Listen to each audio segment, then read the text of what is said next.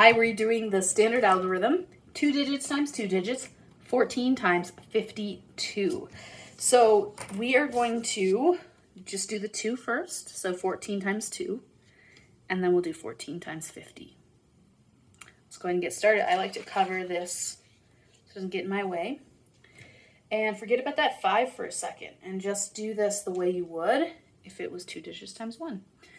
So right to left, 2 times 4, and then 2 times 1. And you can go ahead and do that on your own, and then check it with the video.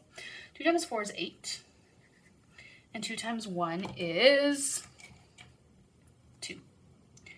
Don't let that box confuse you. If you don't need it, you don't need it. That's up there for the next row, okay? So there we go. And that makes sense. I mean, if you look at this, 14 times 2 is 28. 14 plus 14 is 28. So there we go. Okay, you're finished with the 2. Go ahead and cross it off. And we'll come down. What do you put in this box? Put in a 0. And why? Think about why we're doing that. We put the 0 because we're doing 14 times 5, because that's easier than doing 14 times 50.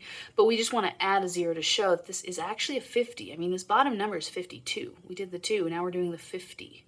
So you put the 0 just to show this isn't a 5, it's a 50. But I don't feel like multiplying a 50, so I'm just going to stick the 0 in now and just do the 5. It's way easier. Okay, 5 times 4. Carry, and then 5 times 1. Pause, try that, come back and check it. 5 times 4 is 20. 5 times 1 is 5.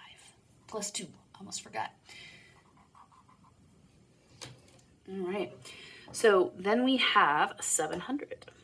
So 5 times 14 is 70, and 50 times 14 is 700. Now you're just going to add them together. So go ahead, add those, and then check it with me. 8 plus 0 is 8. 2 plus 0 is 2. 7 plus nothing is 7. 728.